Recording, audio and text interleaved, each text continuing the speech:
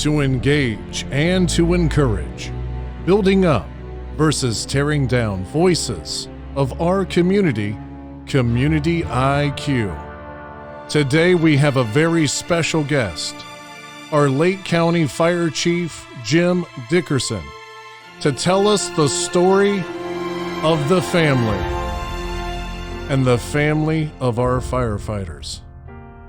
So, Chief Dickerson, how are you doing today? I'm doing very well. It is an absolute pleasure to have you.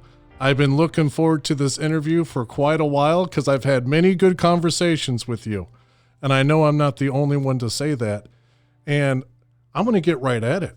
I want to know what shaped you, Chief. I don't think it's by happenstance any of our leaders, especially a position of a chief, that you just become a chief for no reason. So let's talk about the things that shaped you growing up as a young man. Well, I grew up very poor. My father was a truck driver, so very seldom was he home. My mom was a waitress, and she made ends meet with just her tips every day. And I remember as a young child, I remember looking at my dad never being home, always working his tell off, going from job to job. And I made a decision at a very young age that whatever I decided to do, I would see it through till the end.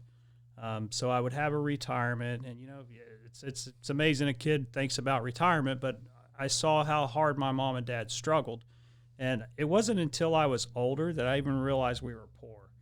I thought we were rich because we did have family values. We did a lot of things together, but after I moved out of my mom and dad's house, which was an old house, it was a old nursing home.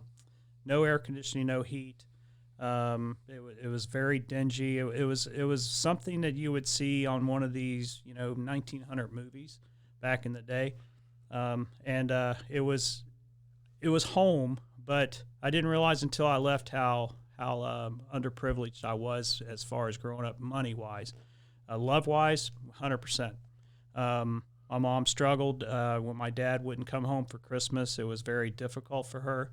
And I remember one particular Christmas, and again, this did not resonate with me until I was an adult, that I received one present underneath the tree, and it was a toy truck that needed batteries.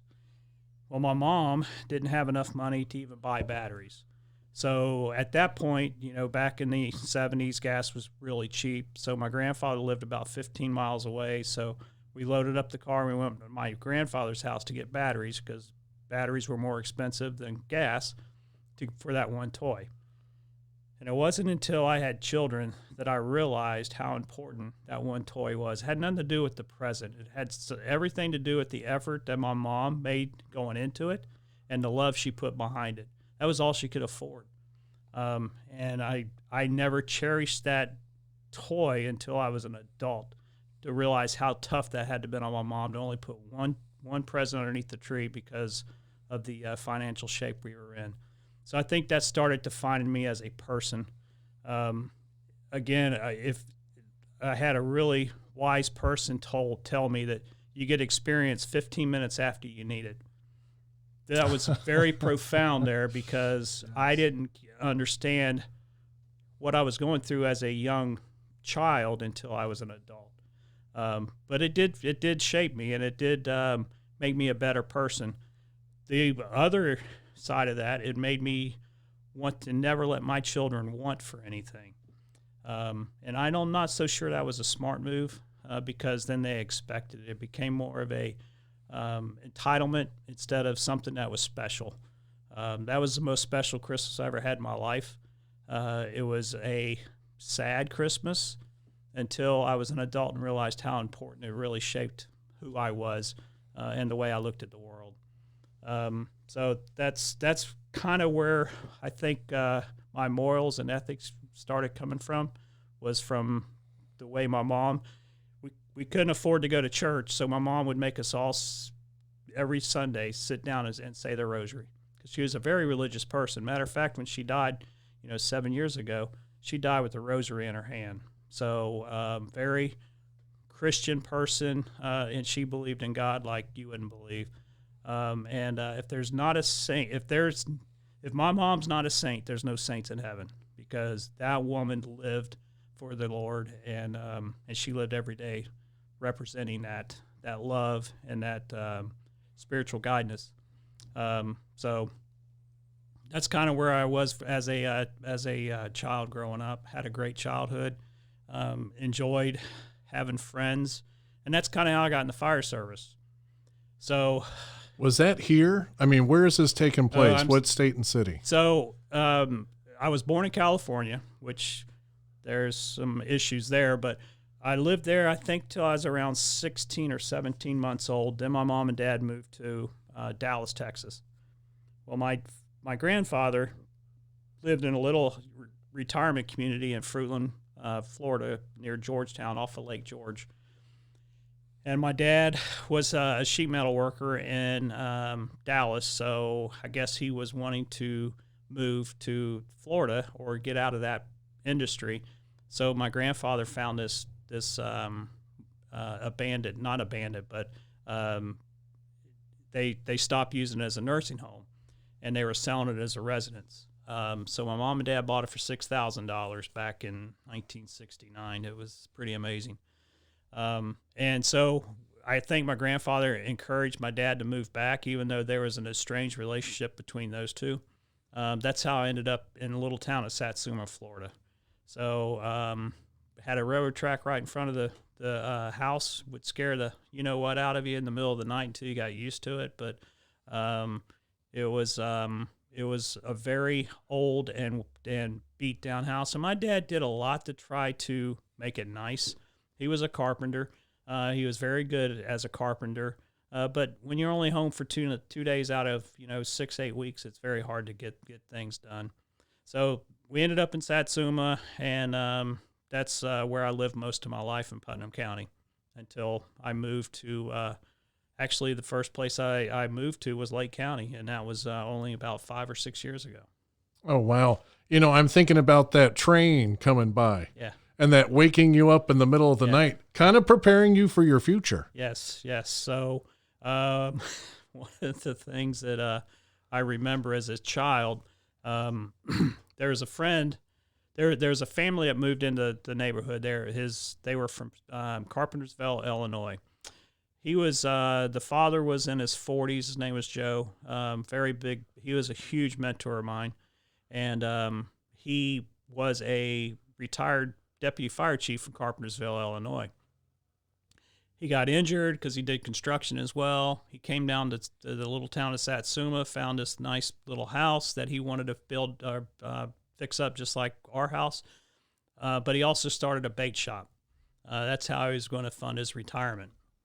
Well, it didn't take, once you get the fire bug into you and it never leaves. Once you're a fireman, you're always a fireman, and you just can't turn that spigot off.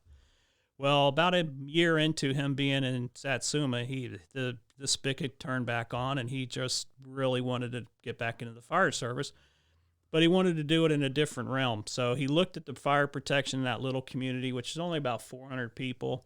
There wasn't any.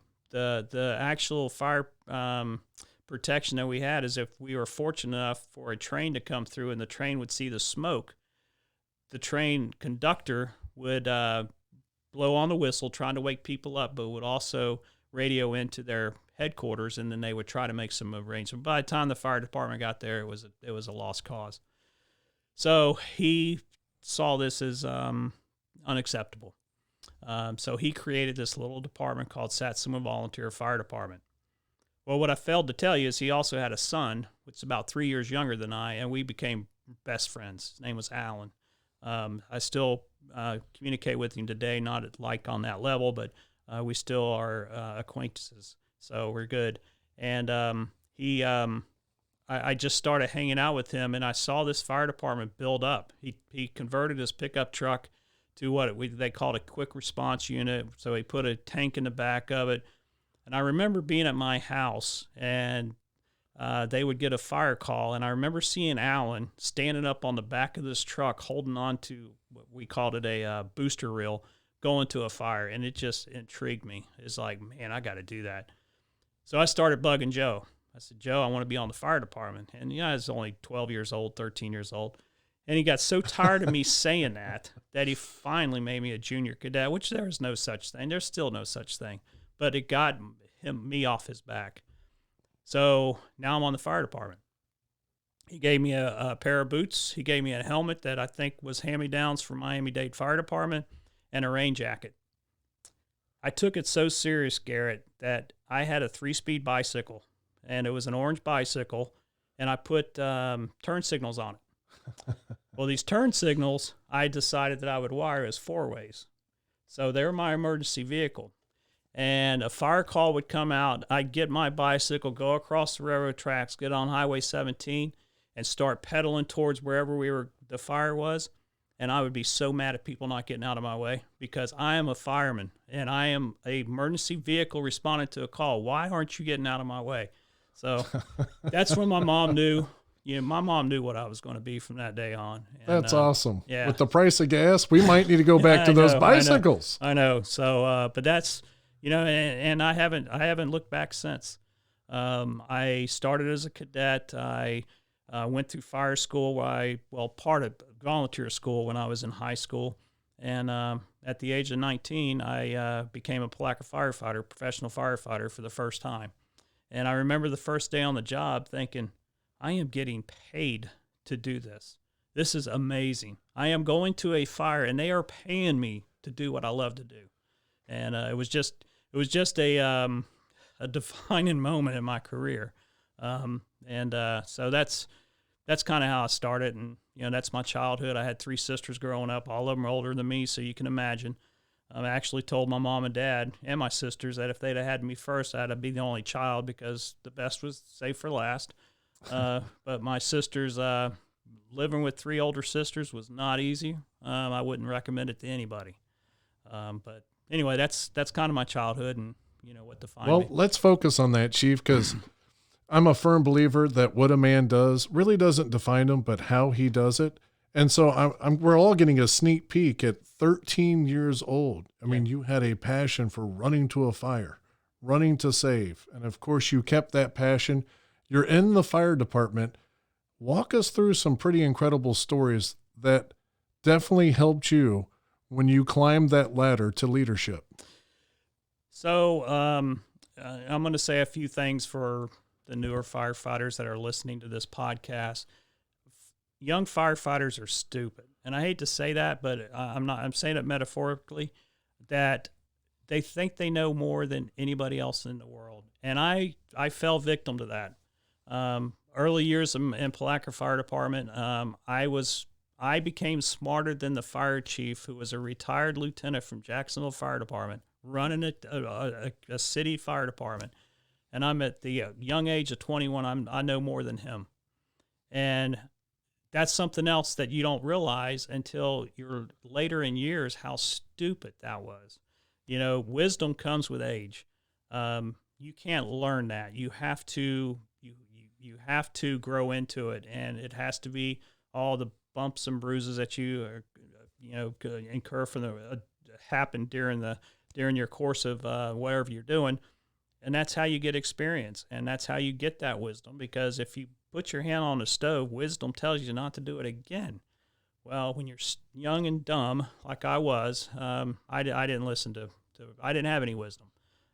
So I became very focused on the negative side of being a firefighter. And I tell all of my brand new guys, and I do this thing that with all of my new hires, I call Afternoon with the Fire Chief. So I go out and I meet them, and we go through a lot of exercises together. I take them through the events of 9/11 and some other things, just because I don't want anybody to ever forget that day. Now, it's making me feel old because now I'm asking people, these new hires, where they were that day, and some of them weren't even born. So it's amazing how far, how many years ago that was. It's so important that firefighters remember why they got in the business. They forget that. I got in the business because I wanted to help people. obviously I love the adrenaline like everybody does, but I enjoyed helping people and watching me get on the scene and making their life better when I left. It wasn't always a great scene. You know, a house burning down is horrible for anybody to go through. But if you could give them a cup of coffee or a blanket, they wouldn't have had that if you wasn't there. So it's those little wins that you get that you have to remember. That's why you got in the fire service. The blood's still red, the smoke's still dark, the fire's still hot. None of that changes over time except you. When you become angry, you become disgruntled, the reason why you got in the job is still here. And people forget that. And I think that's very profound in our profession, because with type A personalities, you get folks out there that I tell everybody there's three type of people that work for the fire department. There's 33% of them that will hate the fire chief just because he's the fire chief. 33% of the people will love me just because I'm the fire chief. And then you got a 33% that are on the fence. And people ask me, well, who do you focus on? I got to focus on those fence people, because the 33% that are going to hate me just because who I am, I'm never going to change. But if I can get the majority over to that positive side, I create a positive environment in the fire service, in the fire department, and it's better for everybody. But probably one of the biggest things I tell my new hires is, remember the first day that you received the call that you're getting a job with Lake County Fire Rescue. That's a very emotional and very happy time for you. Only thing that changes over time is you. Now, back to the chief when you were 19 or 21 years old. What did you learn that sticks out today when you were that, hey, I'm smarter than the chief, that you can reflect on, that helps you try to connect that wisdom or respect, or just, hey, guys, listen, just listen up? What was one of those teaching moments you got from that chief? Well, unfortunately, Garrett, I didn't get it till later, because when you're in that mindset and you're in that we went through a union process. I was a secretary. Unions, you see the Jimmy Hoffas and all that, and they got a bad reputation. And some people that get into those unions enjoy that reputation. I was one of them. Whatever I could do to make the chief's job miserable is what I was going to do. And it was horrible. That was horrible. I would watch him do the best he could. He would go to the city commissioner, he'd go to the county commissioner, because we actually ran the ambulance department for Putnam County, trying to do things good for the department. And probably what I learned from that is not to take somebody who has that experience, who was vetted for that position, for granted, and realize that he's done something or she's done something in her life to get to that point. You just don't earn it. You have to work for it. Obviously, there's the anomalies, people that just are in the right place at the right time, but typically that's a very small amount. And you have to work every single day, and you're going to get beat up. You're definitely going to get beat up. I always look at the fire chief from Phoenix, Arizona. His name was Bruno Cini. And that man was he was a game changer in the industry. He believed in customer service. He got his tore up throughout the entire ranks until he got into the position of power that he could elevate his agenda to the next level. And now there's books and there's everything written about him. So I would think that probably the biggest thing that I got out of that, looking at it retrospect, is have some kind of empathy or respect for where that person came from that you're turned against just because you want to be a jerk. And I wish I could talk to him today. He wasn't the best fire chief. I'm not going to say that, and I'm not the best fire chief. There's no way. Bruno Cini probably, by many of his people, thought he was not the best fire chief either. But I think he did what he thought was best for the service, and I diminished that, and I still regret that. Well, if that chief was sitting down right now, and you can just share some words, what would you say to that man? I would say, Chief Crawford, I respect everything you've done in your life. I apologize for the actions and the way I treated you, and I just disrespected him, and I would just ask for his forgiveness. And you know, that's one of the problems we have in the fire service is we don't forgive. And when somebody does something to us, you know, one of the things that our spiritual and our Christian teaching tells us is turn the other cheek. I know it hurts sometimes, but maybe that person's having a bad day. You know, and I give a good example of this, and you've probably seen this so many times. You're at a traffic light. Somebody doesn't see the green light, and people are behind them blowing on the horn. You know what I do? I just sit there. Maybe that person's had daydreaming and having a great vision of somebody that's passed or somebody that's something great. Why do I want to mess that up? And what do I get out of it? 30 seconds? You know, I just wish people would be more kind to people, you know, and empathetic. And I think we've lost that in society, and we've definitely lost it in the fire service. And a lot of it has to do with social media. I personally believe.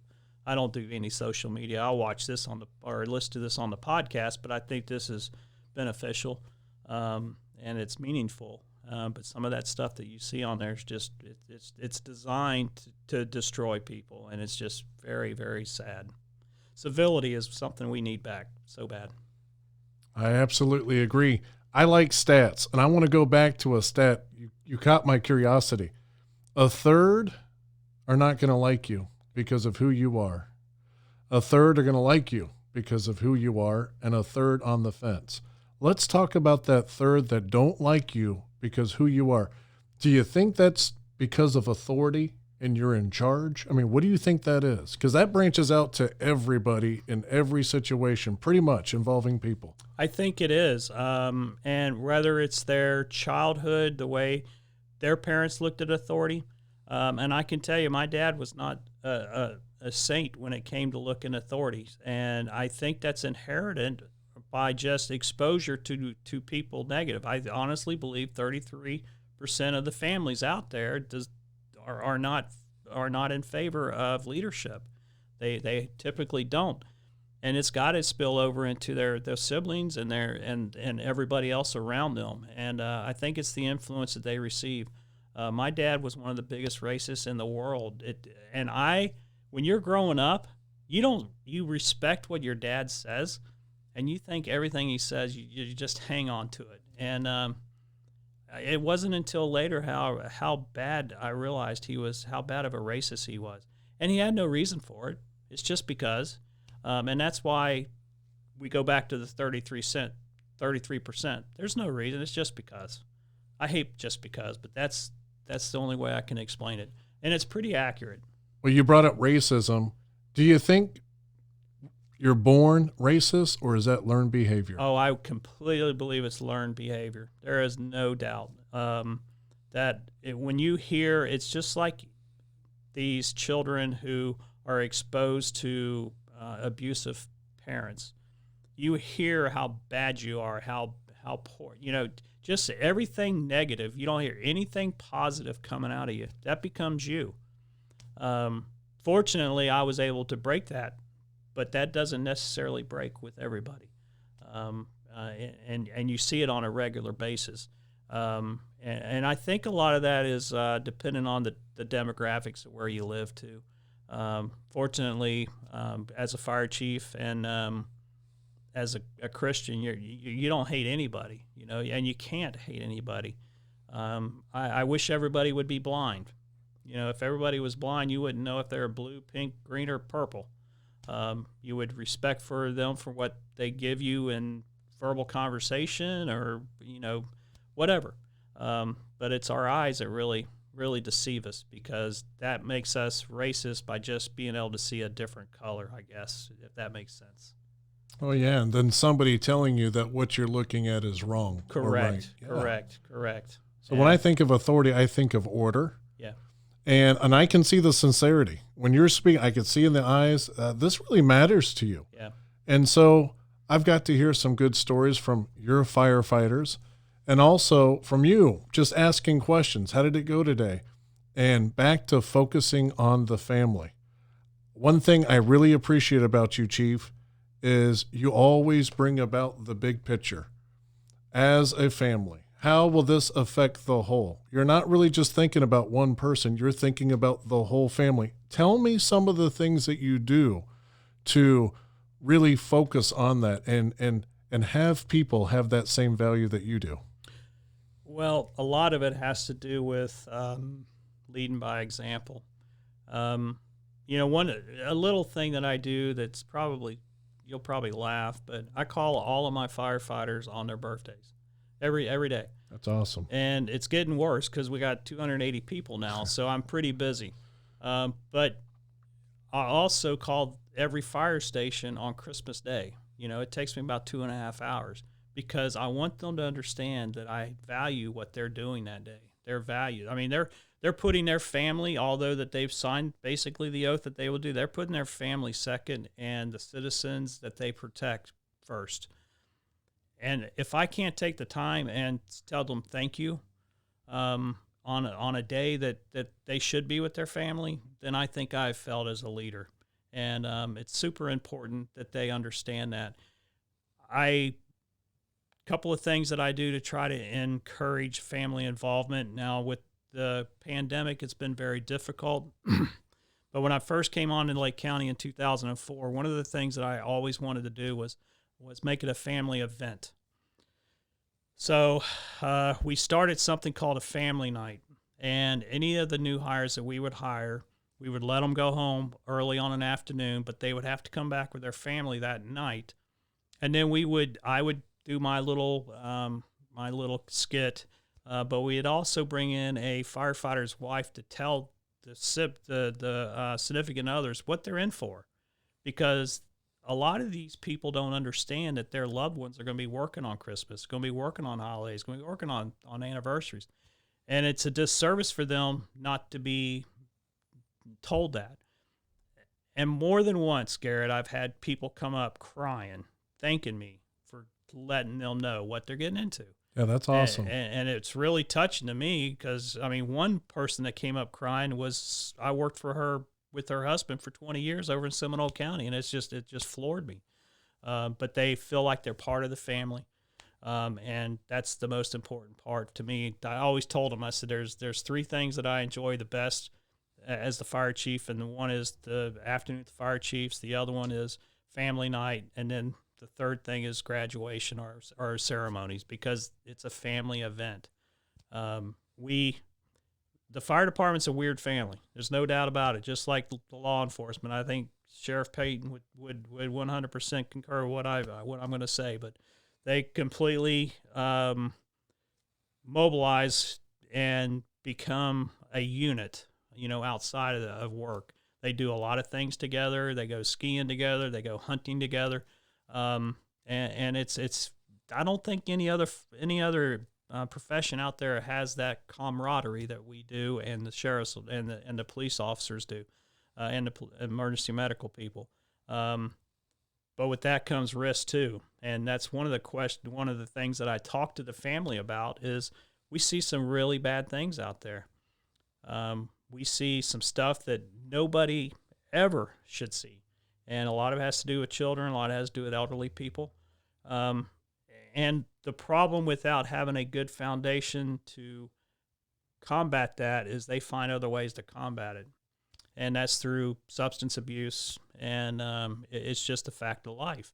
And that's one of the things that we try to instill in the family members. When you got one of your firefighters that come home, first of all, you don't want to just hammer them. Like, give them time to diffuse and relax. But don't give them too much time. If they're sitting in the recliner for 6 hours a day, there's something wrong. You need to engage. If you see them drinking before noon, just some warning signs. And if I save one person, it's worth it. I'm probably going to offend some people by saying that, but it's important because mental health these days is it's a real thing. It's super real. Unfortunately, I lost my son back in August to a heroin overdose. And I'm telling you, I still haven't recovered from that. No matter, I don't know if a parent can ever recover from losing a child. I try to deal with it. Thank God for my family and spiritual beliefs, but it's still tough. And if I was by myself, I don't know how that would work. And that's one thing I don't ever want a firefighter to do, is be by themselves. So we try to do some warning signs with their new hires, say, their family, say, if you see him him or her distancing themselves, you need to start talking to some people. So. Yeah, that's pretty good. And what I'm hearing, family, you focus on creating that support structure. Yep. And one thing I've learned in leadership, that can be a lonely position, period. You're not kidding. So do you surround yourself? Do you have a core of people that you know that you have a shoulder to lean upon that can give those encouraging words? I wish I could say 100% yes. I will tell you that when I was going through that with my son who passed last August, the amount of support I received from the fire department was amazing. And and that's pretty typical. As far as having somebody to lean on, it's very hard at my position to focus on anybody like that, because you're in this position to be strong and to be a leader. And to some of those 33% people that I'm telling you about, they see that as weakness, when you're consoling someone, and I'm sure some of the guys and girls out there think it's retarded that I even call them on their birthday, but I don't really care, because that one person that's happy about it, it's worth it. I was going to say, they think it's stupid until they need that. Yeah. And then I'm sure that turns that frown upside down. And that's the whole goal. I don't ever, and here's something that I'm very passionate about, is everybody has value. I have value as a human being. I have value as a fire chief. But when you start putting your value above the fundamental part, the fundamental actions of the agency that you're running, say the fire department, that's when you start losing. I show a really cool video with Hannibal Burgess, and it's called about the fire SUV. And he does this, it's about 2 minutes, but he does this skit about, when I grew up, I wanted to drive the SUV because, it don't have water on it. You can't do nothing with it. And everybody laughs. It's a very funny skit. But at the end of that skit, I tell them, I said, I know this is comical. It's funny to laugh at. I said, but it has meaning with me, because I'm the guy in that SUV, and I can't put that fire out. I can't turn the radio up and expect the fire to go out. But if I don't come to work, you guys can have a job. But if you don't come to work, my job's useless. So I really put value on that street level employee. I want to try to get them everything they need to do their job and do it correctly and go home at the end of the day. I got to tell you, that is refreshing to hear from leadership. What I'm hearing, I just want to tell you what I'm hearing in my head is egos won't work. No. The scripture that comes to mind is esteem others greater than yourself. And how many troubles come, I don't care what group it is, because of an ego's involved. That's refreshing, Chief. That's very refreshing. I appreciate that. I heard and I'm not sure, I say I'm a Christian, but I'm not probably the Christian that my mom was.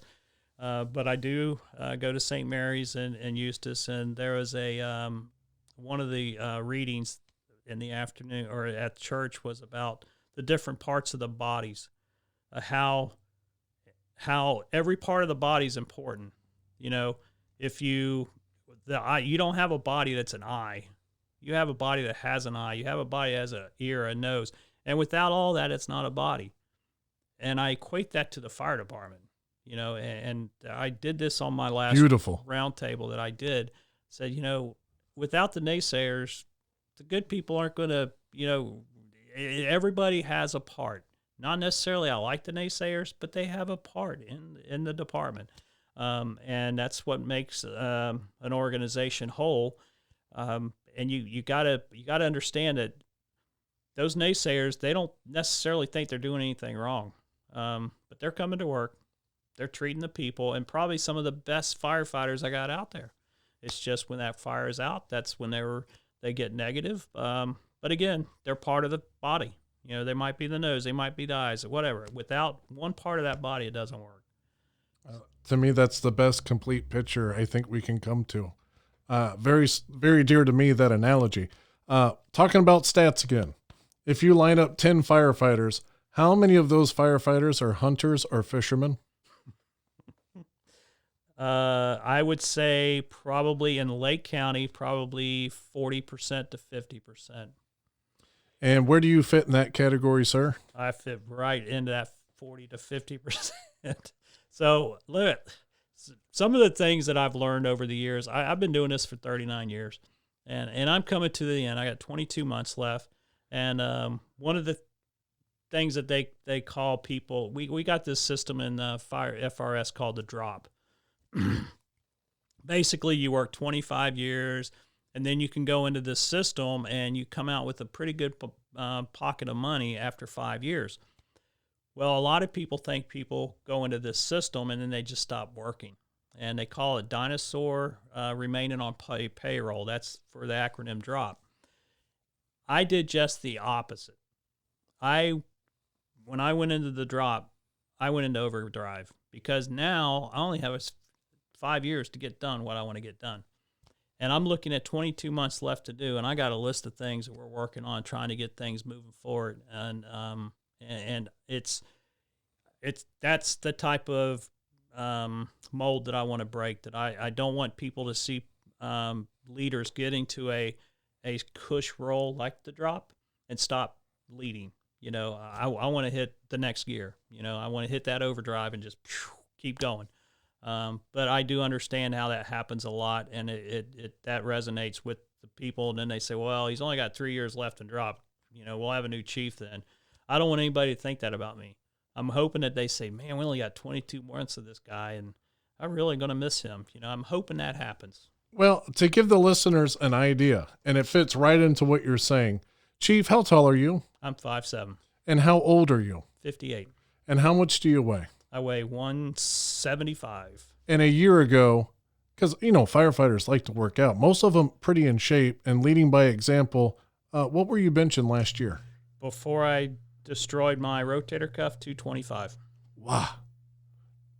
Anybody just hear that? That's pretty strong. That's pretty strong. So, yeah, leading by example, you're not just keeping that mind sharp. You keep that body sharp, too. I try. It's difficult, but I try. All right, let's have a little fun with this one. Okay. And I'm going to put it in this way because I want to see the reaction. Chief, who's a better firefighter? One that works for the city or one that works for the county? Well, I'm very biased, and I would say county, but let me give you an analogy of what I do. And I just had this conversation. It's funny you bring this up. I just had this conversation with the fire chief in Claremont yesterday, because there's been a bad history of bad blood between us. I do this in the fire with my new hires. I put up on the whiteboard, so I title it as firefighting school. And then I do a line just like you used to see on, I think, Truth or Consequences. Anyway, that has two lines. And then I put city over one and county over the other one. And I asked the guys and girls, I think I had 16 this last time I looked. I said, okay, you went to fire school. Which school did you go to? Did you go to the city school or the county school? Well, they look at me like I got three heads, like, what is this guy talking about? There is no such thing. And what I try to instill in them is when they're in fire school, they don't know if they're going to work for a city or a county. They don't care. They just want to get through fire school. So they break bread together. They do drills together. They'll put a drill sergeant on each squad, a squad boss, and work hand in hand. They get hired. One goes to the city, one goes to the county, and they hate each other. It's absolutely the most ridiculous thing I've ever seen in my life. And I had this discussion with the fire chief of Claremont yesterday, and to the point that I would like to go meet with their union and say, guys, we're doing the same job. And I think it's important that we value everybody that's in the fire service and not rate them. Just because you're a Claremont firefighter means you're better in Lake County.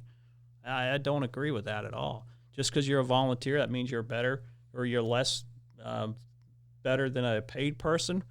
Probably on paper, but in desire and motivation, probably not. That volunteers probably got more motivation than most of my paid guys because they want to be there. So I just think that's some of the stuff that if all the fire chiefs would embrace just that one thing of tearing down these boundaries between East and West Berlin, and say city and county, we're all doing it the same. We all run together. But some of the leaders encourage that type of mindset, and it's very disheartening for me when I see that. So I really try to do my part to try to break down them barriers. I don't know if it resonates or not. I hope it does. They do get a kick out of it because they say, "Yeah, you're right," but there's no rhyme or reason for that. It's just a stupid. It's back in the Ben Franklin days. Whenever they used to have these, you used to have to pay for fire protection, so they would put these little emblems on your house. So say you were over Ben Franklin's, and then you had one that was George Cochran's or whatever on the other one. If the fire truck showed up to your house and you didn't have the right emblem on, that fire would burn. And that was back in the 1700s. Wow.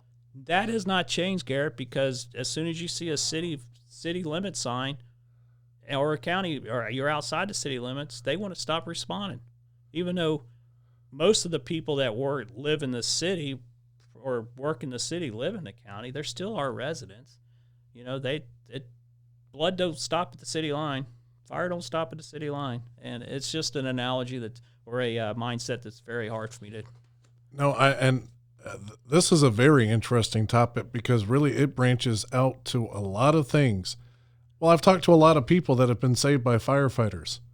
And do you know when they're telling that story, they don't say I was saved by Eustis Fire or I was saved by Mount Dora or I was saved by whatever city or county. They say a firefighter saved me. Do you know when we pull up on a call, I have never had someone come out and say, "Oh no, we wanted that other department." No, they are happy to see us. They don't care where they live or what jurisdiction they're in. And that's the reason why I got in this fire service, because people need help and I want to help them. I don't care what it says on my truck or my patch or my shirt. I'm a public servant, and that's the way we should look at it. It shouldn't be, and I understand jurisdictional boundaries for budgetary reasons and stuff like that. I get that, but a lot of that spills into the operational side of the fire department. It's just not right. My mind goes to, well, yeah, you got all these church groups out there. And at the end of the day, what book are they reading from? And at the end of the day, is a Christian not one that follows Christ? But yet it's all divided in that. It reminds me a lot of this firefighter story that you're talking about. And it's competitive. That's what's bad. Even religion is competitive. If you don't come over to our church, then you're not as good as us. And that's the same way in the streets. If you're not a city firefighter, then you're nothing. And that's just you're right. It does. And I don't find that. I do not find that as a mindset that you're supposed to have in the Bible. Not at all. Absolutely. Oh, no one anything except to love one another. Right. So true. All right, Chief. What would you say? What would you say to that 19-year-old firefighter, Chief or Jim Dickerson? What would you say to your younger self? That you were stupid. He says it with love. Just want to say, any firefighters out there, and you hear Chief saying, "You know what? That's stupid. That was dumb." He's saying this stuff to himself. I am saying to myself. One thing that and it goes back a long, long time. It's been being said for years. God gave you 2 ears and one mouth, and there is a huge reason for that. Because when you're young, that gator, that mouth, overruns those ears, and you don't hear. If you just sit back and listen to conversations, you learn so much. So my advice to anybody at 19 is to listen, and to don't be quick to make judgment. You know, the older you get, the more passionate you are, and probably the more I don't know, forgiving, and you're not as impatient as you used to be. You know, when you're 19 years old, I can remember wanting something. I wouldn't care what it cost. I went and bought it. Now I wait till that thing is on sale, or I get a better price, because I have patience. I don't know if you can teach patience, especially to a 19-year-old firefighter that wants to go into a house fire burning when everybody else is coming out. You know, it's a different mindset. I've almost died twice in my profession. The first time I was still a volunteer, and there was a huge fire in Palatka. It was called the HRS building, and I got there real late, but the fire was a 2-story. It's probably turn of the century, 1900, just brick and timber building. And our job was to go inside and ventilate the upstairs windows, because they had it all boarded up. The first floor was occupied. The second floor, they just boarded up for obvious reasons. So we go up in this building, and there's nobody in the building. And I didn't realize this until later. There's nobody in the building. And our job was to knock these boards off. Well, they gave the evacuation signal to come out. And I'm on a hose line with another guy who's younger than me, and Lee Peterson. I owe him my life. And we start following the hose out. Well, there's a way that you follow the hose out that you know you're going in or out. And I was disoriented, and I was going deeper into the fire. Mm. Thank God he said, "Jimmy, turn around. We need to go out the other way." So I followed him, and just as soon as we hit the threshold, the whole roof lit off. My fiance at the time thought I'd perished that night. And I didn't, but thing is, Garrett, when you're young, that was a badge of honor. It's like, man, I almost died in a fire. Right. Now I'm thinking, holy man, I almost died in a fire. Right. So it really, now, it made me a better leader, because a building is absolutely useless to die over. And when I first got here in 2004, I called them cowboys. We had a lot of guys and girls that would just go into a fire for no reason, just to put it out and to enjoy the adrenaline rush. I'm thinking funerals. I'm thinking telling your family that you died because there was no windows in this house just because. No. So I started making a cultural change, and if there's not a life safety, we're not going to go in unless we got the people that allow us to go in. We have to have 2 in and 2 out to go into a structure fire. When you don't have 2 in and 2 out, you're not going in. You're not going in just to put out the fire. You're going to go in as soon as we get people on scene, because it's not your fault that we don't have the manpower. It's my fault, and I got to work on that. But it is your fault if you go into a fire when I tell you not to, when you don't have enough people. Well, I think 5 years ago, one of your men, he told me a story. House fire. The woman is distraught because she's got a cat still in the house. And the brave man that he was, he busted through that fire to get the cat. And all this cat wanted to do was claw his face off. Oh, yeah. And literally, he said he almost died. Yes. Because of a cat. Yes. But he was still happy that he got that lady's cat. Yep. So, you told me a story once, and it blew my mind. And just a little setup, because we had actually, living here in Lake County, considered the world's top fire detective, Rick Davey. He wrote a book. He's been on TV, and it was about I think it was a 1938 circus fire, if you kind of remember that. And there was an unidentified girl and a big story. Come to find out, the guy that started the fire was a 14-year-old kid that worked for the circus, and it wasn't his first time. And it actually gets quite dark, because he said that an Indian would appear to him in a fire and tell him to burn. And usually before he would set something on fire, he would rape a girl. Yeah. And so that actually related to his past when he would get in trouble and they would burn him with cigarettes, his parents. Yeah, very sad story.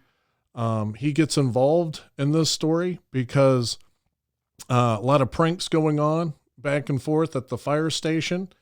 And the captain said, okay, guess what? I'm going to throw you in a classroom with a bunch of fourth graders. And this was the topic. He knew nothing about it, but he thought he could wing it. And quote unquote, he said, I know nothing about nuclear fusion and I can wing that too. But yet these kids did their homework, and every question that he tried to wing, it embarrassed him to the point where he said, I'm going to solve this fire. Great story. And forget the name of the book. But anyway, you had a similar story, actually. Not long ago, you tell me when you're this fire that takes place and a bunch of volunteers from all over are fighting this fire. You remember this story? Absolutely. Take it away. Take it away from the beginning. So it was in I'm telling my age, it was in 1984 or 85. I think it was 1985. I just finished paramedic school over in St. Augustine, and my buddy and I, we decided to go to the beach, and we're just sitting on the beach, and we noticed this huge column of smoke that's getting bigger and bigger and bigger. That was in St. Augustine, so we drove home to Palatka and found out that it was a big fire in Palm Coast. Now it's deemed as Black Friday, but it was a wildfire that was just taking homes right and left. I think the total count was 148 structures that burnt that night. Wow. So Ricky, my friend, called me and said, hey, you want to go to this thing? I said, are you kidding me? Of course I'm going to go to this thing. So he came by and picked me up. We went to the Palm Coast fire station. They were volunteers at the time. None of Putnam County trucks were there yet. They were still coming. So they were probably been fighting this fire for 6 hours, so they were dead on their feet. So they were looking for people to ride some trucks. So they had this little pickup truck that had some water in the back of it, a brush truck. And I'm riding in the back of this truck with another guy. And I start talking to him, and he's got a foreign accent, so I don't know if he's from Britain or wherever. Anyway, we start talking. He said, yeah, I was working Publix today, and, I was able to get off. And at 6 months later, I fought fire with this guy. We're doing a lot of things. I found out he's the one that started the fire. Wow. He's the one that started the fire, and I rode this truck with him for about 3 hours, and he was just as into it as anybody. We not became friends, but we definitely had some good conversations, and I saw nothing that this guy would indicate he would do this, but he was the one that started the fire, and they deported him and revoked his visa. That blows my mind. It blew mine. And the detective, he said a lot of fire. You know this. You know what I'm about to say. A lot of fires, lack of a better word, these people get off on that. They do. This is a deep-seated thing causing fires, and most of them are usually from a distance. Yep.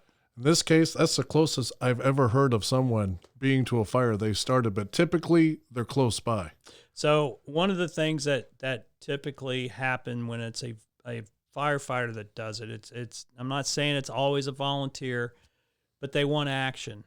So they will go out and start a small fire, hoping it stays small, just so they can go ride the fire trucks. They get to go do their stuff. So it is an illness. There's no doubt about it. But there's a reason why they do that. I don't honestly believe that they ever mean to hurt anybody.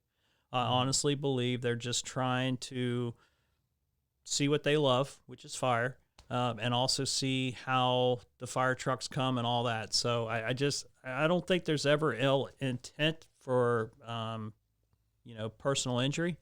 But again, you start a little fire. Oh, next time I'll get a little bit bigger before I call the fire department. And, that's how it happens. Reminds me of the movie Backdraft. And if anybody wants to know that intro music today with the chief, it is from that movie Backdraft. My mom, she respected I as a firefighter, but she was scared to death every single day she was alive. There's 2 movies she would not watch, and one was the most hokiest movie in the world, and that was The Tower and Inferno. That was the Steve McQueen. That was the worst movie ever. She would never watch it. The other one was Backdraft. And the reason why she wouldn't watch it is because of me. I can understand that movie Backdraft. I got pretty serious. She knew the inherent danger, and it would just break her heart if something was to happen to me. So you kind of touched on it before, talking about the mindset, because you guys see a lot of stuff, a lot of things. And you talked about, the negatives of coping with that. But I've also noticed, even with law enforcement, and I particularly like it, is that sense of humor. Yeah. How valuable is having a sense of humor? It is very valuable. It's a form of therapy. You can decide to sulk and cry, but that's an emotion, and so is laughter. And if you can talk about it, now some people get a little crazy on it, but there's the right time to do it and the wrong time to do it, because whenever you have somebody that has a type A personality and they're around somebody else with a type A personality, when you show sadness or anything, you're showing weakness. So the compensation on that is to make jokes and to try to, embold what you just finished. That can have a negative impact on a scene. I don't care what happens at the station. You can do it all you want. But we had a particular fire out at Pine Lakes. We had 3 people die. Oof. And the guys were sitting around, and they were kind of, jovian, like they always do. And I had to go up to them. I said, guys, no smiles, no cracking up.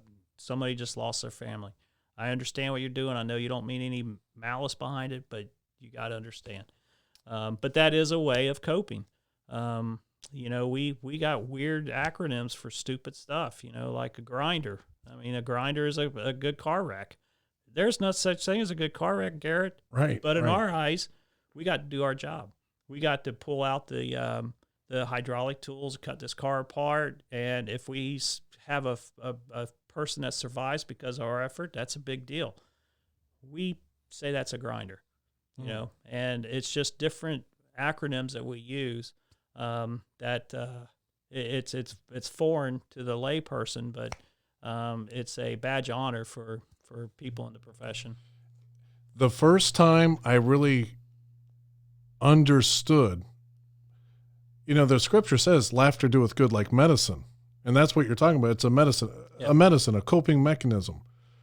I had a World War II veteran that I take care of all the time. And as he got closer to the end of his race, he would open up more about the war. And he never shared. Great guy, super nice guy. And he was a chaplain's assistant on the beach of Normandy. Wow. Now, you know what that means. You know your history. Yeah. A lot of death. And here he is, 18 years old, going around after the battle to all the bodies. As he's describing it to me, he starts to laugh. And, in the back of my mind, I'm going, why is this guy laughing?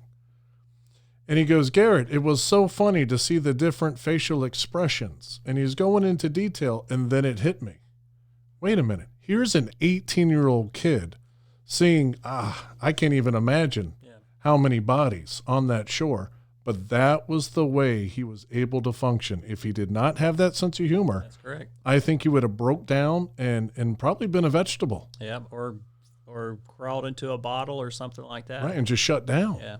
So, I mean, that's oof. Mental health is huge, and we have a habit of not embracing that in the fire service. And and I hate to talk about something dark, but firefighter suicides has been at an all-time high, and that's sad. It is sad, but it's unnecessary. With the amount of help groups out there. I mean, we have a chaplain. We have the best chaplain, I think, in the world on our department. What is his name? I like to hear his name. It's Rick Spence. Rick Spence. Yeah, he was actually the fire chief of Reedy Creek for quite some time. Retired, and now he's. I'd say for everybody listening, keep that gentleman in the prayers. He's got quite a serious job to do. He does, and he is very passionate about it and engaged. He goes to a lot of fire stations and just chats. He doesn't preach to them. He will if they want to hear it, but he's just there for that inspirational and emotional help. But I forgot what I was going to say now. But anyway, one of the issues that we have a hard time with is dealing with our emotions. And it's shown as a weakness if we show emotion. And that's just the stigma of our profession. And I think that's one of the problems that we have in the fire service today that is leading towards some of this unprecedented suicides is to reach out to someone is showing weakness. And there should be nothing further from the truth, without support, you are nothing. And we build a fire department around support. We support each other. We put more people on a truck to support each other. But when it comes to our mental illness, we don't take that same road, and it's unfortunate. That's too bad, because some of the strongest men I know and read about, they were pretty emotional. Yeah. I mean, they had them in check, but I mean, definitely emotional. Yeah. So I mean, that's not a negative. I like that. To me, it says passion. And I've been in a firehouse, Chief. I've been, give haircuts. I'm curious, been able to be invited, and I like it. It's kind of like a locker room. It is. And if there's something that can be picked upon, I can only imagine. It's probably picked upon to death. Yes, that baby can go a month or 2 months before that baby dies down. Yeah, you got to have a lot of thick skin, But it's all in good. It's all some of it gets out of control, but I think that's a minority. Most of it's all in good fun, and it's. I wanted to hang out there. I didn't want to leave. Right. But of course, 0 to 60. Let's talk about 0 to 60. Okay. What do you think is the most calls you as a younger firefighter had to do in one night? Well, I've been up all night before. I think the most calls I ever had in a 24-hour period was right about 23 calls, so almost a call an hour. Some of those were canceled. But I will tell you that one time I worked 5 shifts in a row because after I left Palatka, I took a pretty big pay cut and actually to let everybody know I got fired at Palatka because of my arrogant attitude. And I got my job back and all that, but I got fired over the union because I thought this fire chief was stupid. But anyway, that's another story. But I was making more money at that department than I was at the other one. Well, when you're young, you live paycheck to paycheck, and all your bills are due every week. So if your income is less than what your bills, you start panicking. So when I started working for this other place, it was just an EMS office. They had a lot of overtime. So I worked 5 days in a row, 5 24-hour shifts, 120 hours. Wow. Nobody should do that ever. And Chief, I just wanted to say, I appreciate that. That's what I look for in leadership. In case anybody just admit that, a leader, I believe, can admit when he was wrong, learn from that lesson and move forward. And that's exactly what Chief did. That's awesome. That was a terrible lesson. That's for sure. So, typically the best ones are not easy. Yeah. So it's funny. I just want to, on that 5th night, I had a guy working with me in EMT as a paramedic. I started screaming at my patients, just screaming at them. And he finally looked at me, and this was like 1 o'clock in the morning. He said, "Jim, don't talk to anybody else. I got this." And that's when I realized that I'm out of control. I am out of control. And lack of sleep is horrible. But I was taking it out on my patients. The people that called me for help, I was yelling at. And you said 5 shifts. 5 you said days. That's 5 days. 5 days. 120 hours. Wow. It was crazy. Absolutely. And I would never do that. And I was on a transport unit and up every night. So very little sleep. Howling at the moon. That's what they say happens after 3 days. Oh, it was horrible. It was horrible. But I learned my lesson. I said, it was selfish for me to do because I needed money, because I didn't provide that level of care that I am very passionate about doing it, because I put my own self-worth ahead of that. And it took a while to really realize how stupid that was. So what would you say to that young, ambitious man that's able to grab overtime? What do you say to that guy? Moderation. Do not live your life chasing the dollar. And I can go all the way back to my childhood and watch my dad do that. he worked his whole life chasing that dollar, his whole life, and it caused him Christmases he's missed. He missed birth of his grandchildren. He just missed a lot, and he didn't live. He didn't die with any money. So all of that time that he spent just busting his, you know what, he got nothing out of it except for instant gratification for buying stuff. So I just think in moderation. You know, overtime's great, but don't let it impact your social life, especially with your family, because you can't put a price tag on that. I mean, time and a half. I don't care how much you make. If you miss your daughter's birthday because you choose to work overtime, I don't think there's a price tag for that. Righto. We're coming more to the close, Chief. Okay. I would like to hear words of wisdom for the youth today, not as Chief Dickerson, but as Mr. Jim Dickerson. What kind of message would you like to give out to the youth today?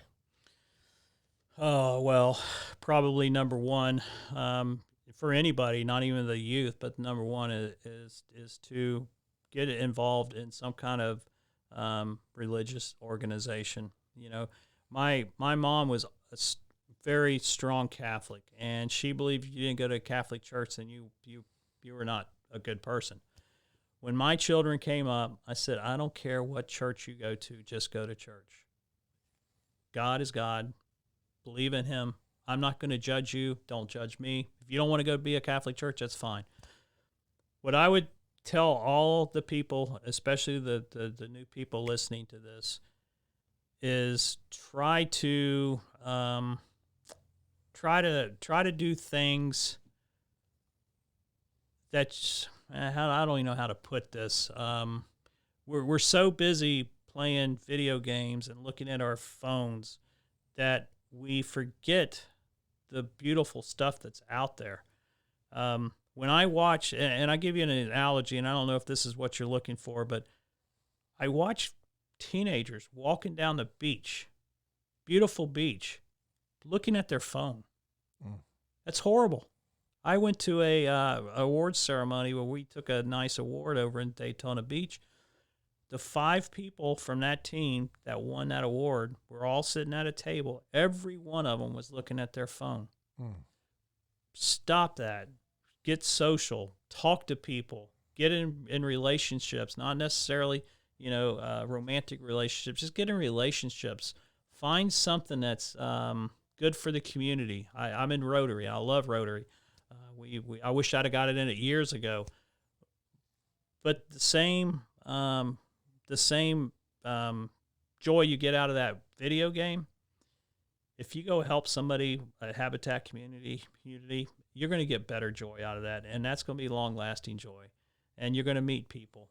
Don't do stupid stuff, and listen more than you talk, because it's super important. You can listen to me all day long. Hopefully it resonates, some of it won't. Some of it doesn't make any sense, but this is a open mic thing. So, but I would definitely say respect everybody around you, respect the people you work for, look at the good in everybody, and do your best. Do your best job every time you come to work, and never forget why you got in the fire service. Well, Chief, have you ever listened to one of these podcasts? No. You know what's amazing about that? All the leaders that we've had on, guess what they like to say? Almost identical to the message you gave. I call that synchronicity and refreshing. So, to my mind, does it work? Well, you got a lot of these wise men saying the same thing. That's a beautiful thing. And were any of these questions scripted, Chief? No, none at all. Did you know really what we're going to talk about? Nope. No, not at all. That is refreshing. I like organic. Organic's good. I do too. And what a beautiful opportunity. Thank you again for spending this time. I know after this, I'm better for it. And I hope that you guys can be better for it too. Thank you again for listening to Community IQ, and make it the best.